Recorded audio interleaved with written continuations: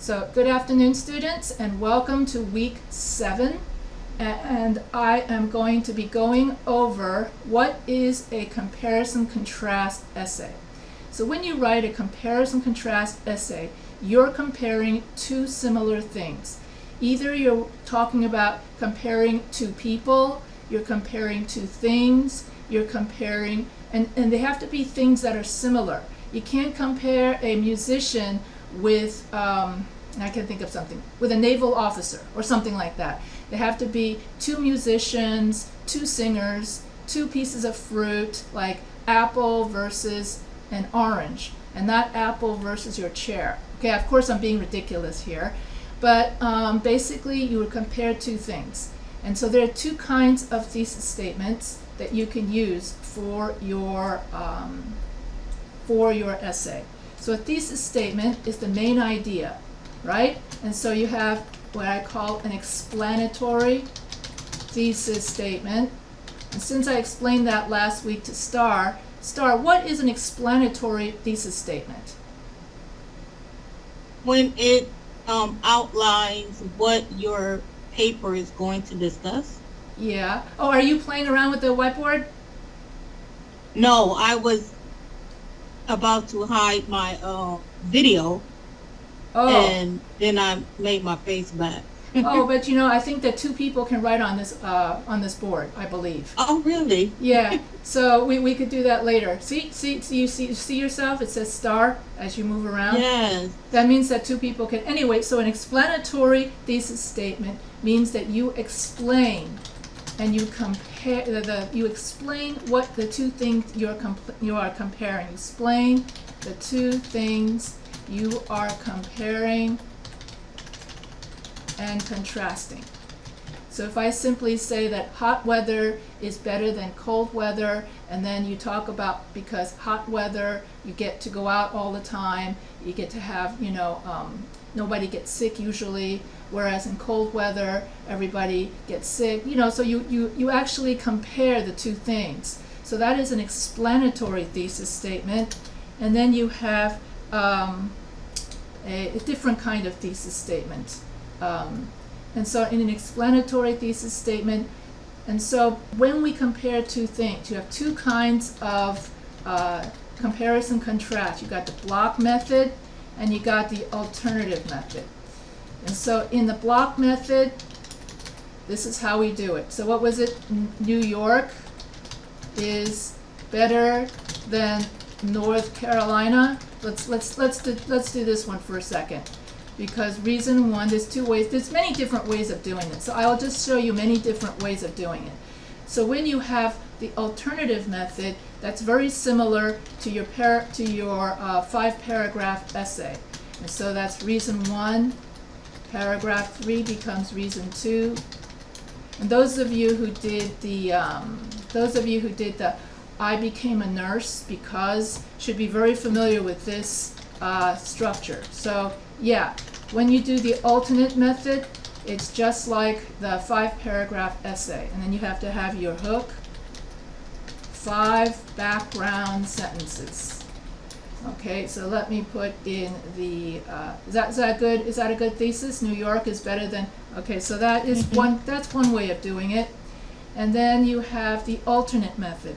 The alternate method, not the alternate, we just did the alternate. The block method, okay, means that you talk about New York first, then you talk about, not Los Angeles, you talk about North Carolina second. So you have the same, you still have the same introduction, hook, 5 background sentences, and then thesis. So you can say New York is better than NC because of its food, its people, and its culture. For instance, that's just an example. And so then you would write in paragraph 2, New York, and you talk about the New York food, people, culture, in that order. Then you talk about North Carolina. North Carolina, food, people, culture, all in one paragraph, 5 to 7 sentences. Then paragraph 4, you write your conclusion where you state the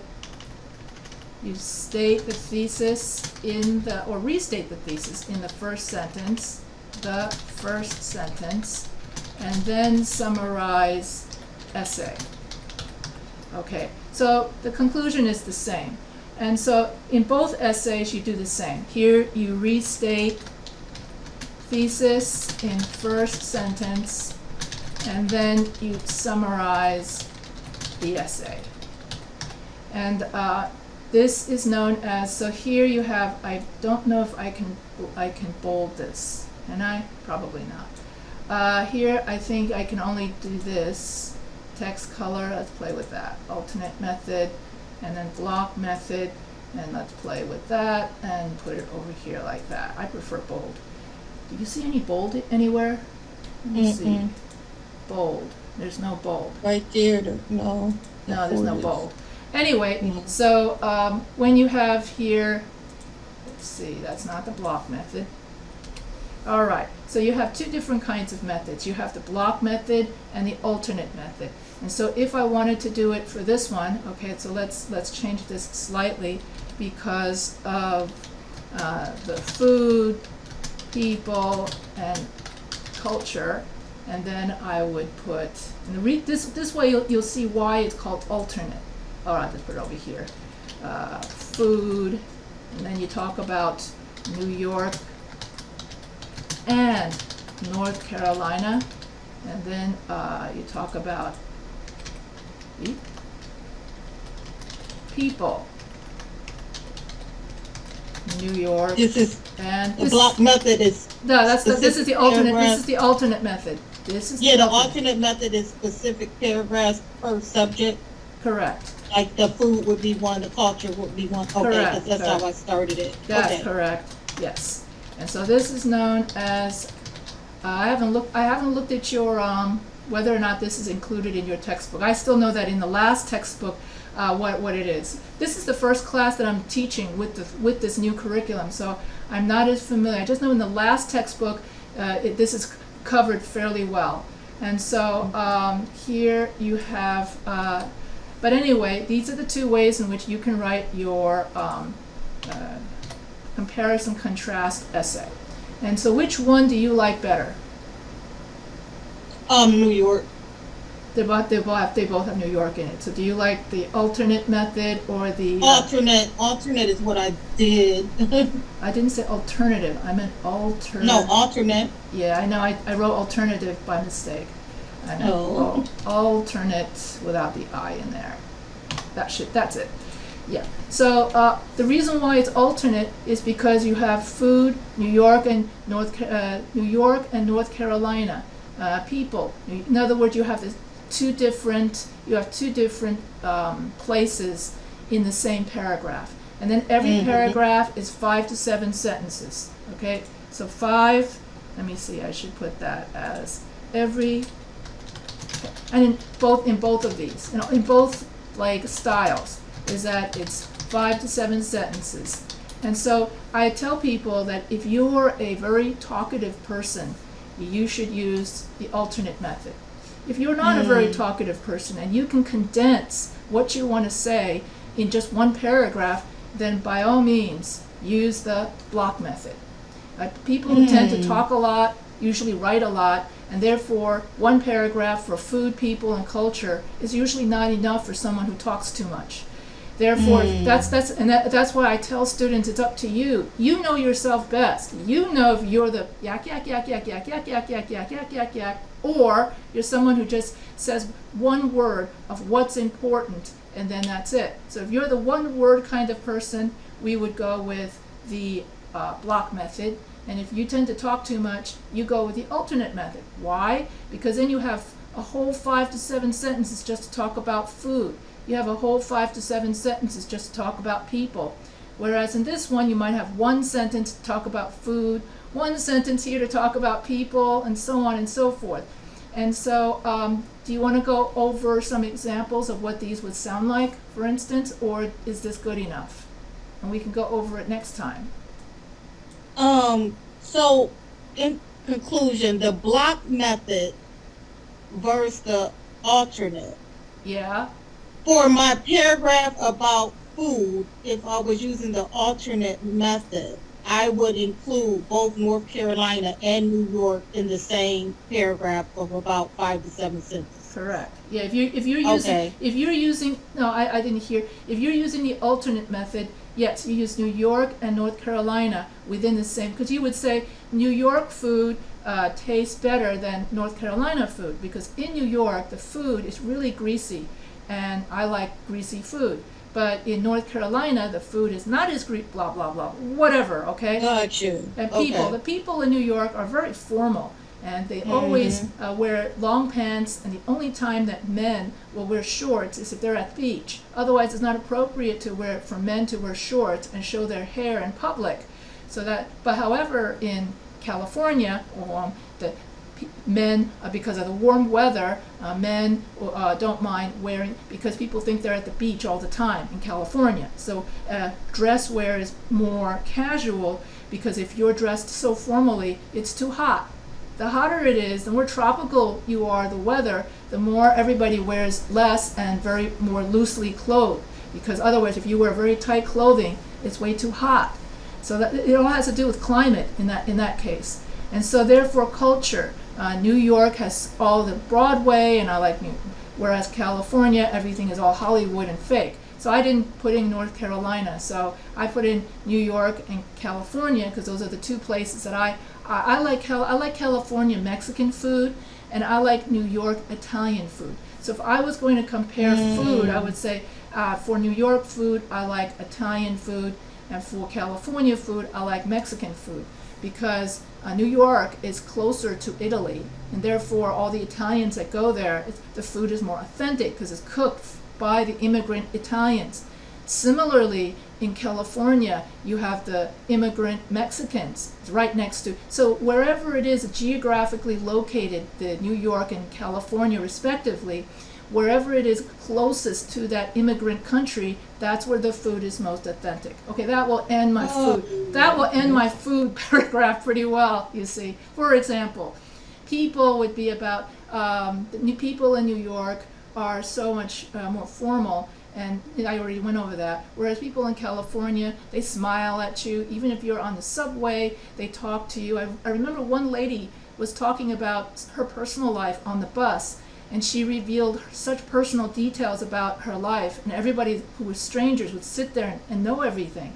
And one time I was sitting on the bus, this is in California, and somebody was saying, "So where do you live?" "Okay, I live at 5555 Thorough Drive. My phone number is 552 whatever." And then the other one's like, "Yeah, and I live at such and such, and my phone," just like that, and without any, and everyone else listening in. Anybody could just record it, and they just didn't, And so in New York, you would never see something like that. Everybody avoids eye contact when in the subway. It's one of those unwritten rules. And so basically I would write, the main idea would be people in New York are more formal than people in California. So that would be your topic sentence. Your topic sentence is the first sentence that that describes the entire paragraph. Okay? So therefore, or New York has more Broadway, while California has more Hollywood, or something like that. And then you write about that. So that's how you would do it with the alternate method. And then the block method, you would write, New York food is greasy, but I love the Italian food and pasta. The people are very formally dressed, very European, and the culture is very Broadway. So that's all New York. That's paragraph 2. I'm doing block. Then paragraph 3, California food, the Mexican food is very authentic. The people here are very casual. You can even wear shorts while working at a bank, and that's like so amazing. You wouldn't do that in New York. And culture here is mainly Hollywood and movies and studios. And so that's the end of paragraph 3.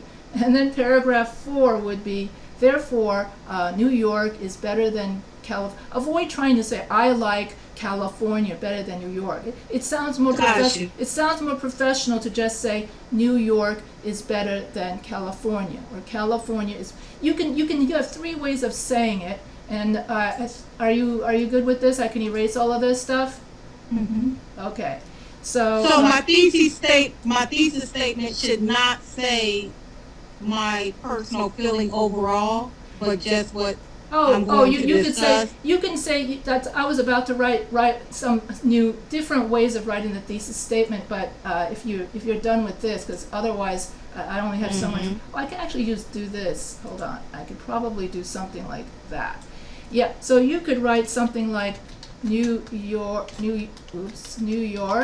is better than California, or I'm going to write NC. New York is just as much fun as NC. New York is not as good as NC. Or New York is less. Well, there's so many ways. I'm just, off the top of my head, more formal. I mean California. What do you think? Is it more formal or less formal than NC? Who, New York? Yeah, if you're doing yours. I think it depends on overall, yes, but I think it also depends on certain areas, like Manhattan and. Yeah, yeah. I just know New York and California are just so different because, for Yeah. instance, if I were to use another example of formality, it's in your method or in the block method. And then when you write your thesis statement, you could either write New York is better than in North Carolina, or you can say that there are pros and cons to living in both places. And then you could write pros, New York, and then cons, New York, pros. That's another one. Okay, let's see. I don't know the name of that structure, but I've seen people write it that way. So I'll give you another. I'll give you another structure of how you can write it. Let's see. And I don't know why it's doing that. That's not it. Okay, let me get that. Got it. All right. So another way of doing is you can say there are pros and cons to living in New York and California. And then you could write something like pros, New York, cons, New York, then pros, California, cons, California. And I didn't put in the thesis statement. This is paragraph 2, paragraph 3, paragraph 4. But this is paragraph 2. I usually don't teach this one, but you could use it if you want. Paragraph, I tried to keep it to just less. Confuses students when I give too much. But yeah, you could do this one as well. Paragraph, this has, I think, more paragraphs. Paragraph 4. I think it has 6 paragraphs to it. Paragraph 5. And then you have paragraph 6. Conclusion. And then on top of this, there's nothing on top of that. Okay, this was the thesis, so that means I'm missing something. I'm missing the hook and 5 background sentences. And I don't remember the name of this particular way of doing it. You could ChatGPT it if you want.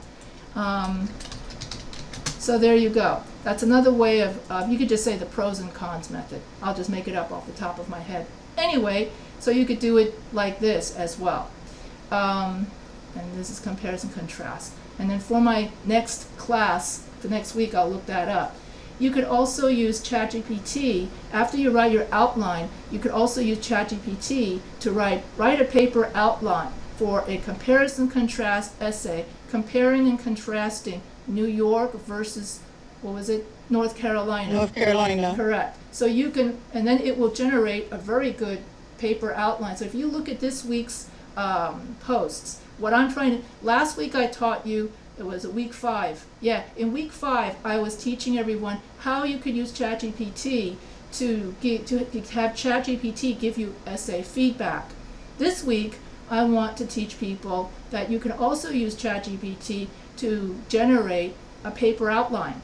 Okay, so that's why this week, week 7, I'm generating a paper outline for everyone's, whatever it is that they posted. Because I think everyone's posting their topics or something like that. And so then Yeah, we have to either do one of the methods, mapping or freestyle, yes, or listing, listing, or our or theme. yeah, and or then I would just give as a feedback is how you could use ChatGPT as an outline, because when you do free writing, when you do questioning, listing, mind mapping, outlining, all of those are all things that you do in the first stage of the writing process, which is pre-writing. So pre-writing includes mapping, listing, brainstorming, and outlining. And then in week 8, you will transform your outline into a rough draft, 5-paragraph essay rough draft. That's the second stage of the writing process, and that would be week 8. And then week 11 and 12, because that's when we're going to return back to this essay, then we're going to do rewriting, in which we peer review each other's, actually that's just week 11, yeah. Then in week 11, you're going to post your rough draft of your comparison contrast essay, and everyone's going to peer review each other's papers, similar to what we did for essay 1, which I believe was week 5, you see. So we're going to repeat week 5 in week 11, except for a different essay. And week 12 is just simply everyone going, what did you learn from this class? Or something like that. I use ChatGPT. How did you use ChatGPT? And so on and so on and so forth. Never heard of it. Well, until you hit this class, most of my students have told me they've never heard of ChatGPT until they hit this class. And so there's only one other English teacher that I know of that also teaches ChatGPT from this school also. So you might meet somebody who's taking English 101 from Ethan. I just remember his first name is Ethan. So if you run into someone at your school, hey, are you in Ethan's English 101 class, and are you learning ChatGPT? And that sort of thing. So I know he's doing it as well. So we're the two teachers that are teaching that. Anyway, do you have any questions about compare and contrast essay? No. Okay. And so that is what you're going to be working on in your week 7 forum and your week 8 forum. So week 7, you're just going to be doing the pre-writing of this essay, and then in week 8, we're going to, wow, I got to look that up. But in week 8, we're also, I believe, also working on this essay. Week 9 and 10. Week 9, you're going to be working on a persuasive essay, so I will go over that next week. And then week 10, you're going to be doing APA worksheet. And then that's it. And you're done with this class. So it's very, yeah. We don't get to again? No, that's it for this. That would be it for this class. 12 weeks is a long time to be with anybody, I think. And usually classes run to about, this is about the longest classes run to. And then didn't I go over the different kinds of essays with you already? Mm-hmm. Yes, okay. Yes. So that's what I thought. And then next week I can either go over transition words, business communications, or the kind of writing nurses do. So I don't know which one. And then you get a week to think about that's which one you want to do. That is, if you show up, and then whichever one, or we would just do a session